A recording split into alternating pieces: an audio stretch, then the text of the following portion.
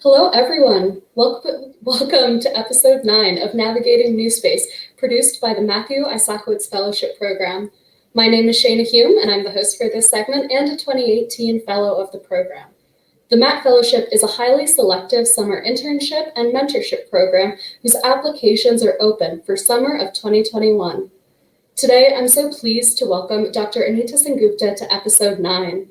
Dr. Sengupta is a professor of astronautics and space technology, specializing in aerodynamics, propulsion, and green transportation at the University of Southern California, and is a co-founder of Airspace Experience Technologies, an urban air mobility company. In the past, she's also worked at JPL and was the senior vice president of Hyperloop One. Anita, thank you so much for taking the time to join us today. Thank you for having me this evening. Oh, I'm so excited to have you on. So to get us started, could you just begin by telling me, how did you get into the world of NewSpace? What was your journey? So I've been a massive science fiction fan my whole life. Since the age of 6, I watched Star Trek with my dad. So I knew that I wanted to be involved in the space program, and my father was a mechanical engineer. So I got all my degrees in aerospace engineering, BS, MS, PhD. And my first job out of school was actually working for Boeing Space and Communications on the Delta IV launch vehicle. So I got my feet wet early in commercial space. And I obviously spent most of my career more on the government side with JPL, but it's a whole new era out there with the space race, so it's fantastic.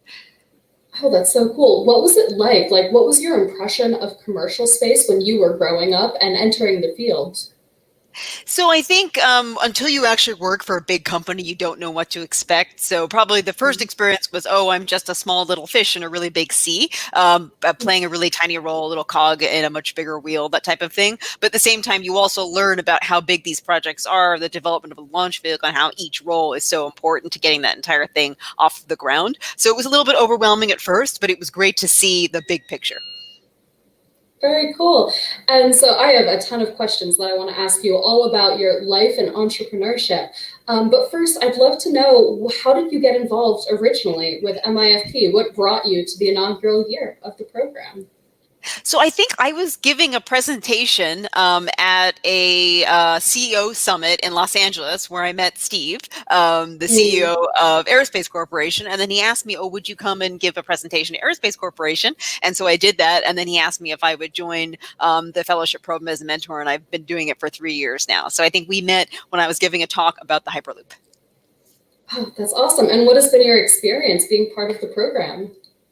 It's fantastic. So the older you get in life, the more you actually want to help younger people and mentor new people. So it's really fun to be able to interact with students, and specifically students focused on commercial space. So I like to share my expertise. I get a lot out of it as well, because I get to find out about what's important to young people going into the field. And it's so great to be able to translate my knowledge and my unique experiences to the next generation.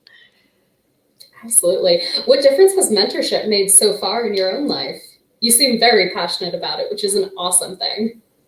Yeah, so I joined on with the Brooke Owens Fellowship this year as well. So it's my first year being executive mentor there. Yes. And I just signed up to be the faculty mentor for the Mars Ascent project vehicle team at USC. So I think for me, it's really getting a pulse of what young people need to be successful, and that actually helps me create a better curriculum for the courses that I teach at USC. Okay, cool. So how long have you been at USC for then?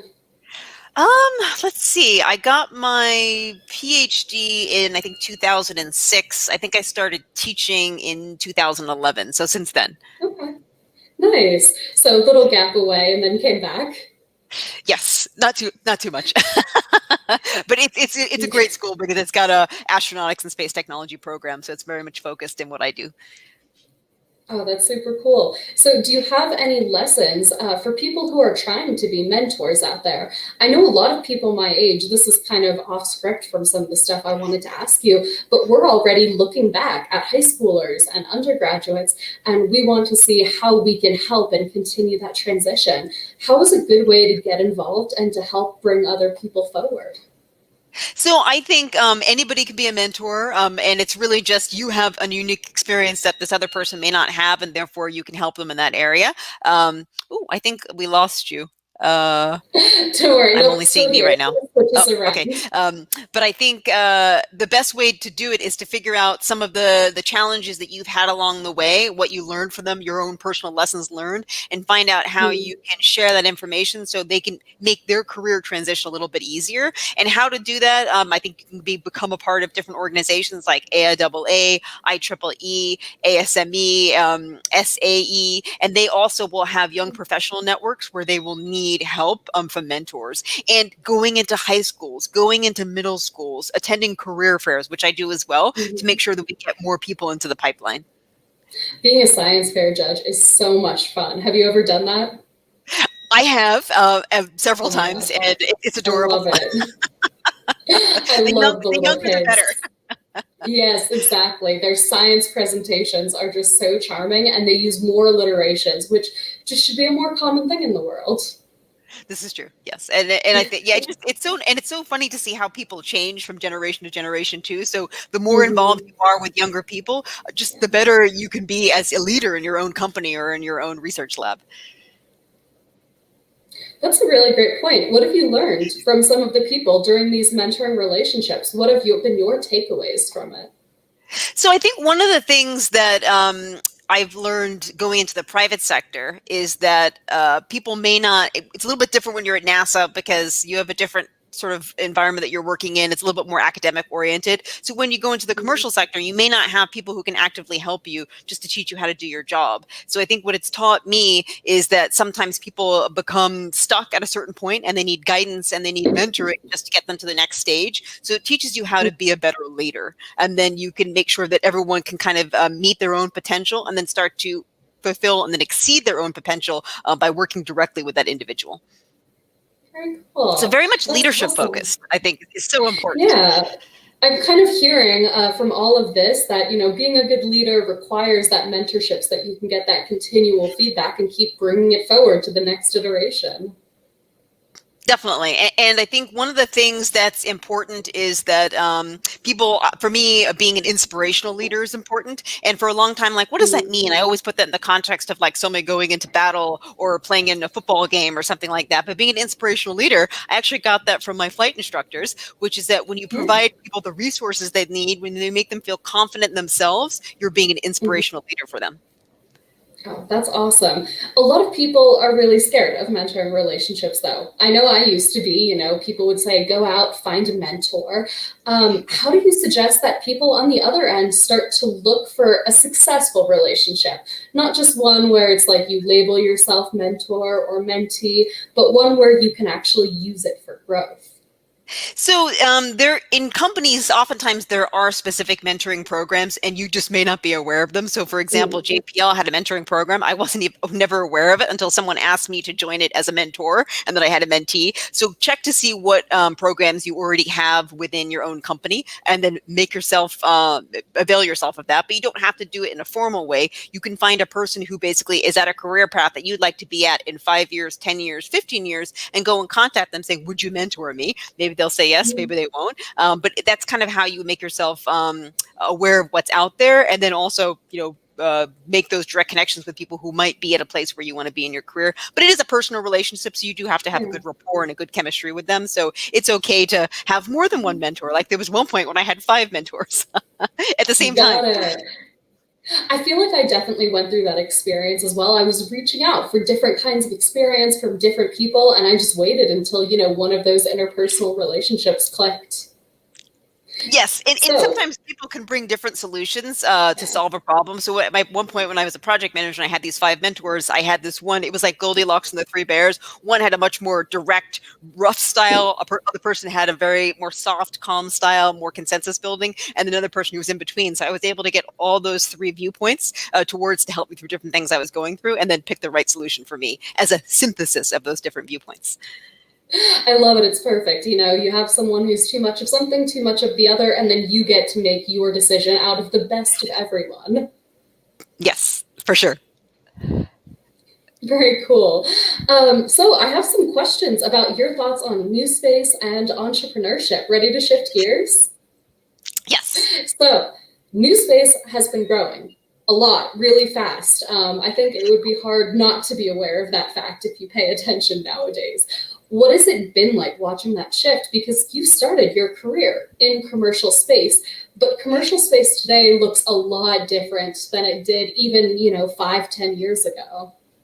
Definitely. There's more players, there's more competition, there's more innovation. There's so many jobs, there's so many opportunities now. So I would say I came out of school in the late 1990s, early 2000s in undergrad where things weren't so good for the aerospace industry. So it's night and day between when I started to what it is now in terms of the sheer amount of opportunity, the funding which is available. And now that there's this shift to smaller companies, startups, the entrepreneurial space, not just the big players. So it's actually Mm. really fosters innovation like could never have happened before. Oh, that's so cool. Which is your favorite thing about it?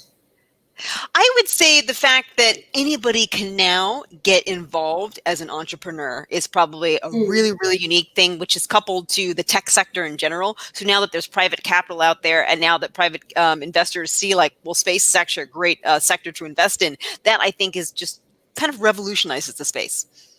When did that shift? Do you remember like approximately like when that turning point was?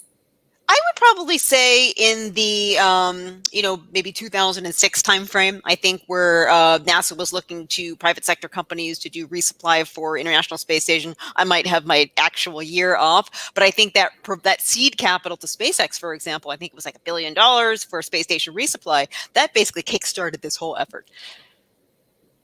Definitely. I think now, even though there's lots of entrepreneurs who don't recognize like the value in space, there's still enough of a little industry and ecosystem of them that it makes it possible to want to start a space company and not have someone look at you like you're crazy anymore.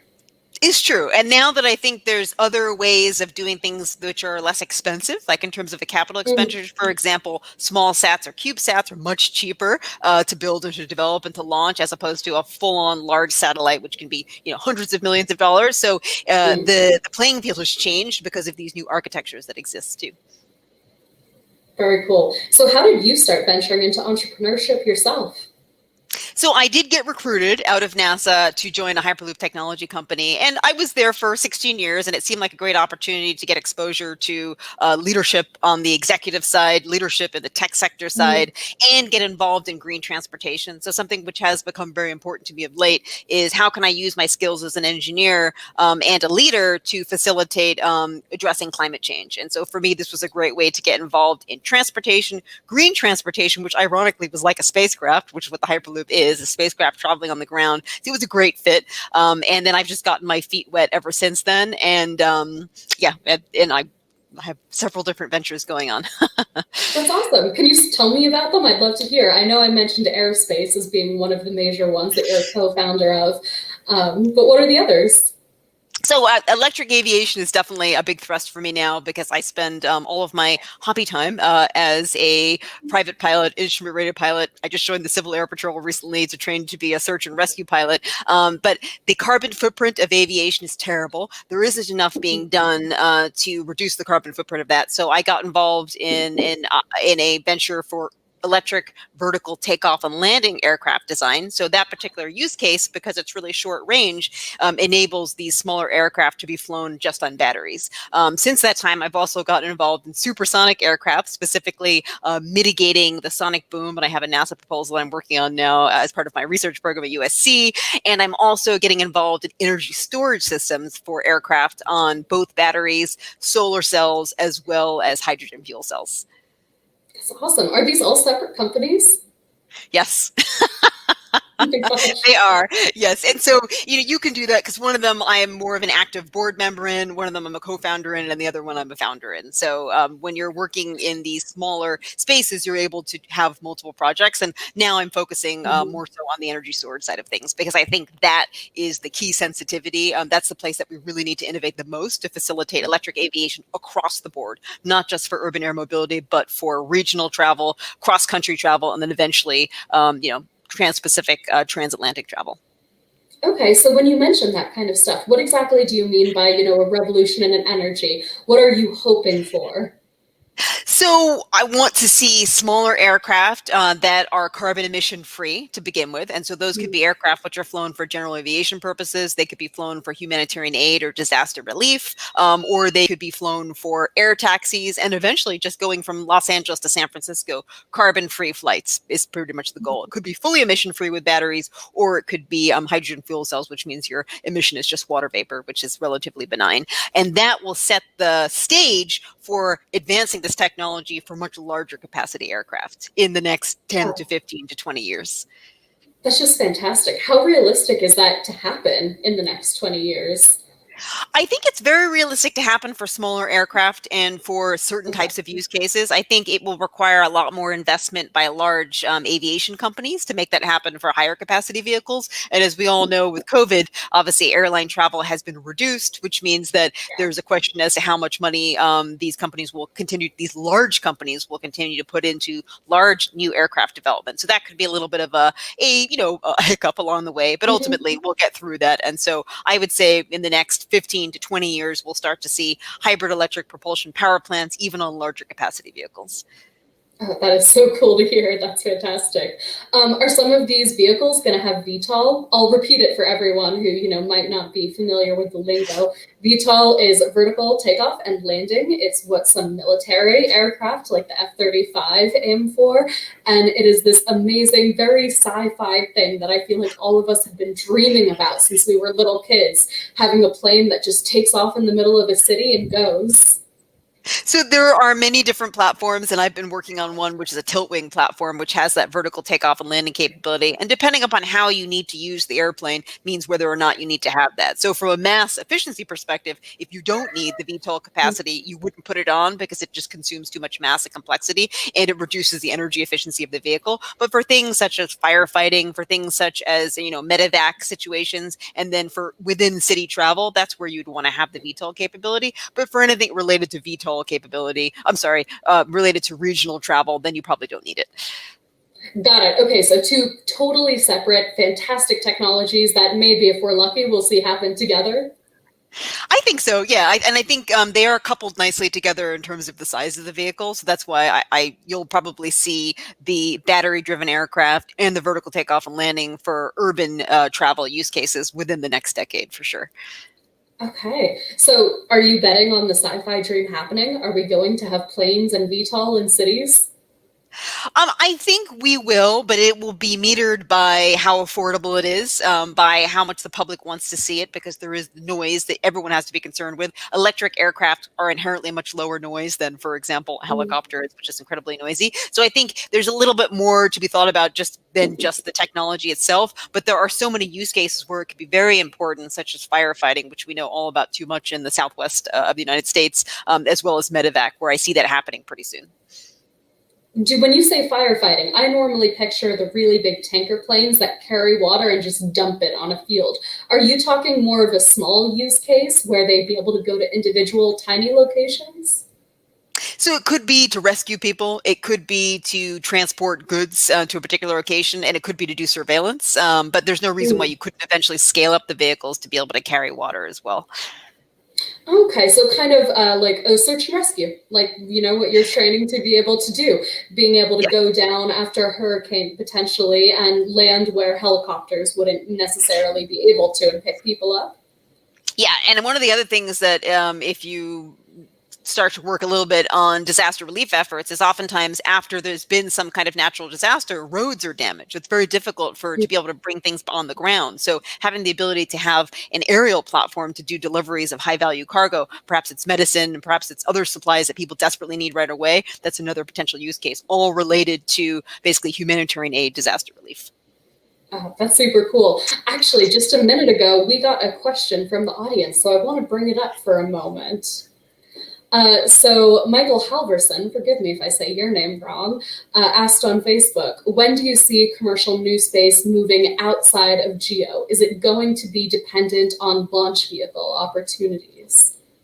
It'll probably be dependent on several different things, and certainly the launch vehicle side of things, the affordability of launching per kilogram per pound is a large piece of that. But the more of a business case there is for space, whether that's for mining of resources, whether that's for space-based power, that then will then necessitate having more launches, which can also drive down the cost. So I think it's a couple between innovation to lower the cost per kilogram, as well as new business opportunities that require us to be in space. And the perfect example, of course, is I think what Blue Origin ultimately wants to see, which is off-world manufacturing. And so if that happens and we're getting our Amazon Prime deliveries from the moon. The ultimate warehouse. Yes. I mean, I think that ultimately is the goal for them, is to make sure that we don't have any carbon emissions or minimize carbon emissions here on Earth. And we do some of those nastier manufacturing processes off-world. I like that As term. long as there's not an AWS. Yeah, I love the term off-world. It sounds so like everything I've always wanted. But as long as we don't put the AWS logo on the moon, I think we're good. Exactly. But I think there's also things that we haven't even thought about yet. But what I'd like to see personally is for us to become a spacefaring society, so that we're not all just sort of residing here on Earth, that we have space stations out along the way to Mars, colonies on Mars. So I think we need to set the infrastructure up for that today. And the first piece of that, of course, is more affordability and reliability in launchers. Yeah, you're totally speaking my language. I'm a huge nerd for space infrastructure, however it comes up, because as soon as the infrastructure is there, then the entrepreneurs can come in and take some insane risks that the people who are putting together the infrastructure might not necessarily want to.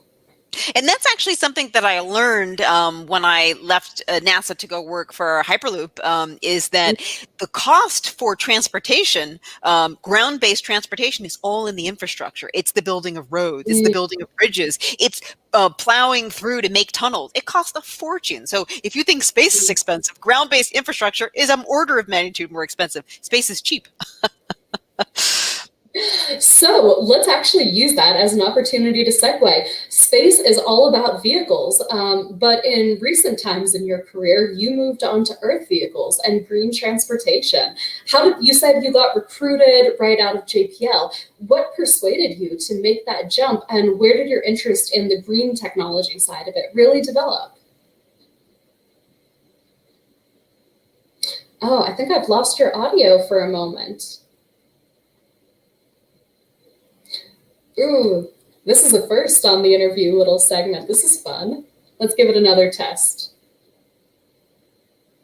No, why don't you take a quick moment, see if logging out and logging back in does it. We'll quickly put this on pause and come right back on in, 30 seconds or so.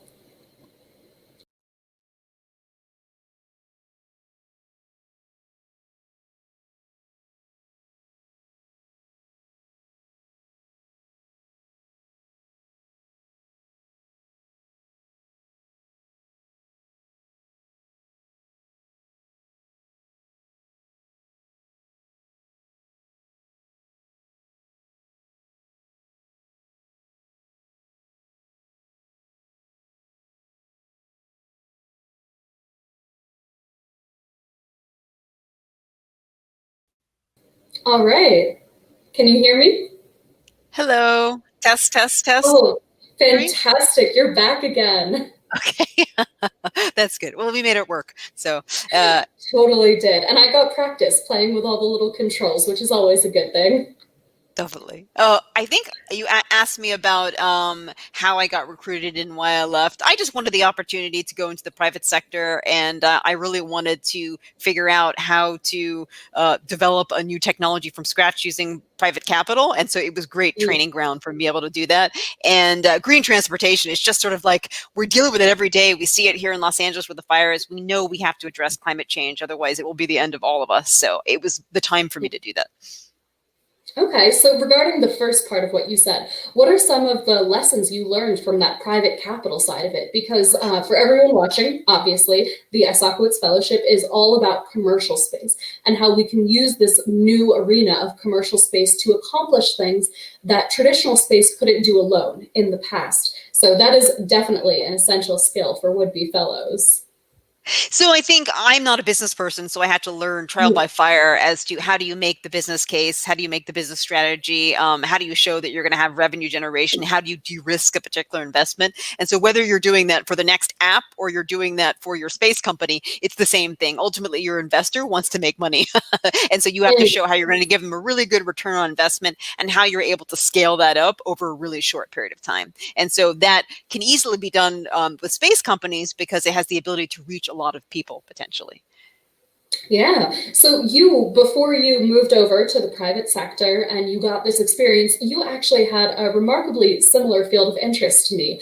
I'm doing my PhD right now in EDL, so I feel like it's fair to ask the question, how was it switching from engineering and trying to land things on planets to business? How much of how much was the barrier of entry to get into that?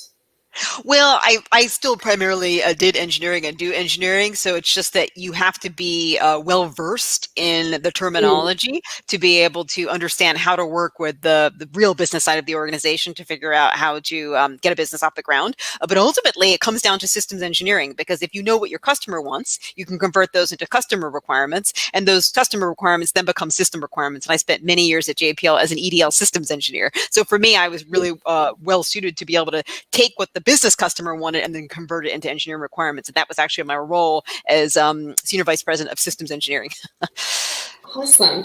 That's a really good way of putting it. I guess those two were always next to each other in my mind, but systems engineering does take a very heavy business case to make it work. And the only difference would be if you're doing things with NASA or a government space agency is that your customer is a scientist or a group of scientists. And so they have a bunch of science objectives that they want to meet. So now when your customer is a paying customer who wants to have a ride into space, for example, then you're thinking about things like affordability, safety, comfort. So it's a different set of requirements, but ultimately it gets converted into engineering requirements. But from the business side of things, you have to be able to show that you can generate revenue and that the investment isn't so risky that they're going to put in, $25 million and get nothing out of it. So you have to also de-risk it from an engineering as well as a business perspective.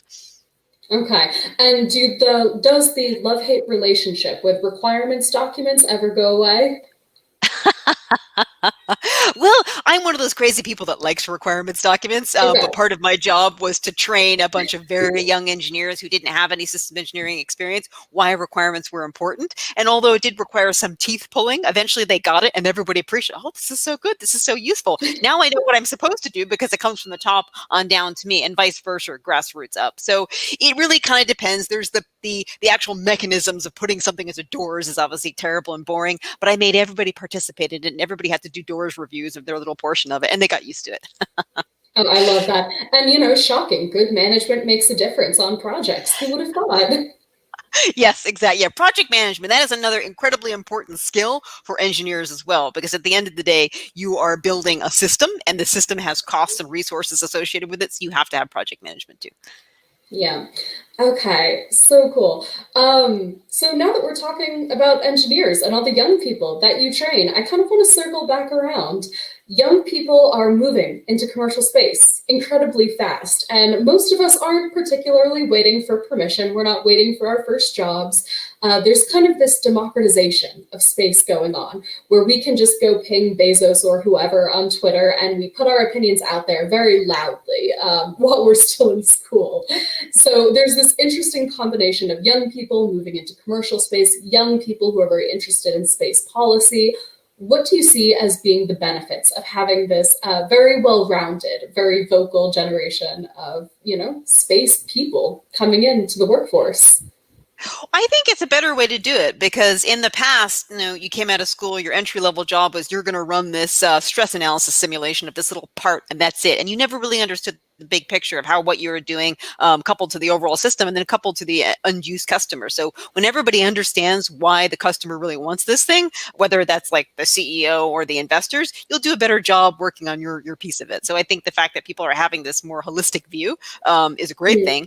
And because because it's now commercial, by definition, you're selling to the public. So it's better that young people are involved because they're going to be the customers of these new space ventures downstream, whether that's power, tourism, or whatever people might come up with.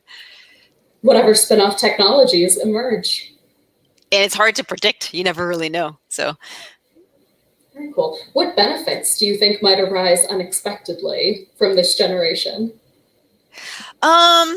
I think definitely the solution to reducing our carbon footprint as a species. And I always like to say, as part of I teach EDL at USC, that's my graduate class, is Intelligent Landing Systems, is that the techniques that you use for designing a spacecraft or designing an EDL vehicle is to be very mass and power efficient, to reduce your footprint basically in many different ways. So I think that kind of training actually couples really well to how you might solve problems across the board to reduce our carbon footprint, to having a circular economy model, to reducing waste, to reusing waste products. There's just so many things that are coupled to that kind of space solution mindset, which can solve our biggest challenge, which is doing something about our climate. Yeah, I couldn't agree more. So I think I might already know the answer to this based on exactly what you just said. But do you have a personal moonshot? And if so, what is it? If you could, dream and make anything happen, what would it be in your lifetime and your career?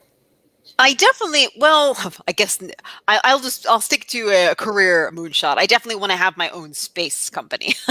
So Yes. I haven't, I'm still, as I learn through the process of a transportation company, I'm formulating as to what the best business case is for that, but that's definitely what I'd like to have.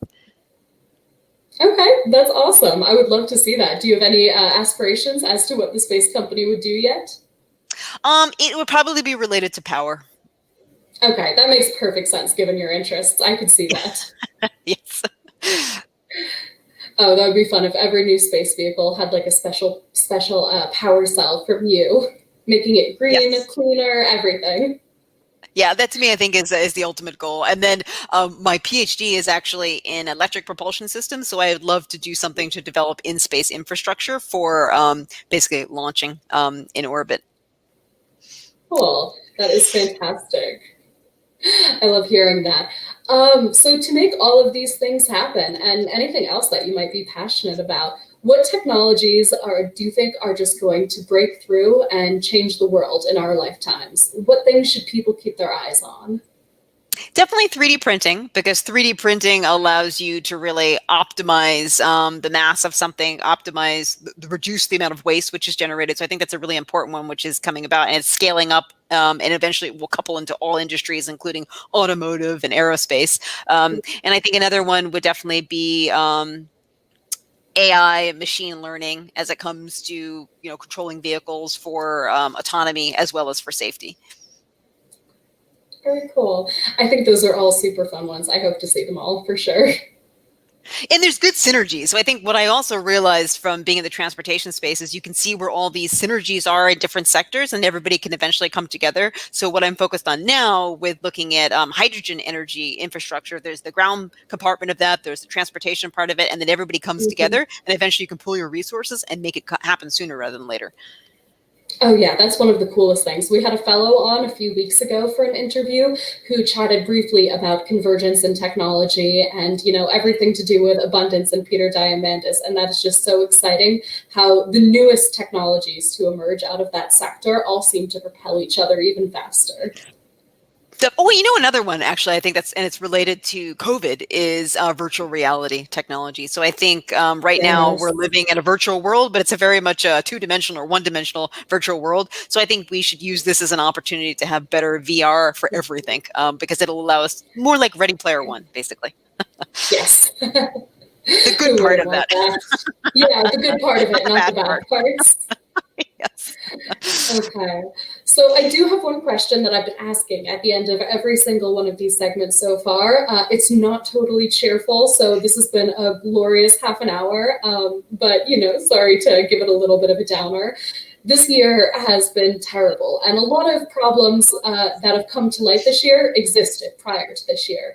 We get tragic news far more often than we should, and particularly in regard to some of the things you mentioned today, the fires, climate change, how that's impacting different communities on the West Coast.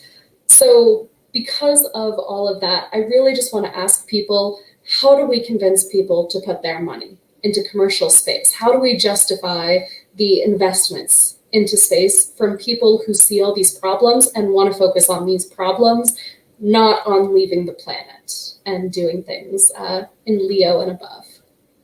So I don't think that they're in conflict with each other, because I think people who have private capital are just looking to make money. So they're not actually looking to solve the world's problems, sadly. They're looking for a good business opportunity. So I think if you show someone that they have a good business opportunity, then they'll put money into it. And so they do put money into things like, the latest app, the latest texting app, right? That doesn't have a lot of value either, but they put a lot of money into it. So if you can show that you have more scale up, more growth, and it has good follow-on potential by referencing, I don't know, maybe it does have a solution for solving climate change, space-based power, for example. So I don't actually see those things in conflict with each other. Okay, you see that can really help to grow it as well?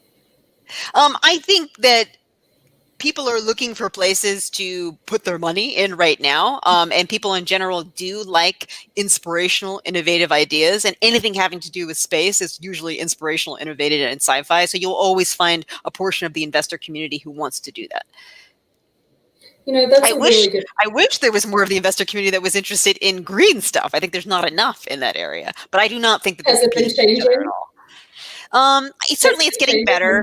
It's getting better, and I think there's more of an emphasis. You need an emphasis from the governmental side as well. So I think California is a leader in that in terms of putting emissions targets and things like that. I think Europe is a leader in that. I think in general, the US probably is not as much of a leader as it should be. But as long as the push comes from somewhere, eventually it will take over. And new companies doing new things creates new jobs, which is good for the economy. Fantastic. So based on all of this, navigating NewSpace, it is insane. It changes really fast, almost every single week, if not every single day. And for people who aren't totally cemented into the community yet, it can be really hard to keep up and understand what's going on. How would you suggest that people who are watching this, whether live now or on the MIFP website someday in the future, when they see it, how would you say they can stay informed and up to date with this rapidly changing industry? That's a really good question, because I also don't keep up on everything. And so oftentimes, like during my class on Monday nights, a student will bring up something. I'm like, oh, I haven't heard of that yet. So I have the advantage of having 50 people who are putting out all the new things that I've missed. But at the same time, I spend a lot of time looking at Twitter. And so all of the things that I follow are related to space, transportation, or cats. And I think all of my people in my network on LinkedIn are always posting things. So I normally get to see most things like within about a week of when they happen. But I think using social media is pretty much the key now to staying on top of everything, and then building your networks around your interest areas. And so Twitter, maybe not so much Facebook, I don't think anymore, but Twitter and LinkedIn, I think, is where I get almost everything. Yeah, Twitter's hot right now. Space Twitter is a thing. Yes, and it's a great community. So, I mean, what's better than, hanging out with other space cadets? I couldn't agree more. Well, that wraps up everything that I had to ask you today. Do you have any last minute shout outs to projects or things that you want to put out there for people who are watching this? Oh, well, definitely to the fellowship program. So people need to apply now. It's a fantastic program. So in addition to the community of other young people, you have the community of mentors, the community of companies that are involved. So it'll kind of build your network. So build your network as early as you can, because it will really help you in your career. Yeah, I couldn't agree more. People like the ones I met through the fellowship are the ones who have brought my career to where it is today. Would not be here without any of you guys. Anita, thank you so much for taking the time to join me today. I appreciate it so much. You've been so friendly and so forthcoming, and I appreciate all of your enthusiasm for space and for green transportation and green lifestyles. Well, thank you, and thank you for having me and all that you do. Absolutely. Talk to you again soon. Bye. If you'd like to learn more about the application process, please just feel free to go look on the website. You can learn more about what the application process is, future info sessions, or just get in contact with us to ask any other questions that you might have. Thank you for watching so much. Talk to you again.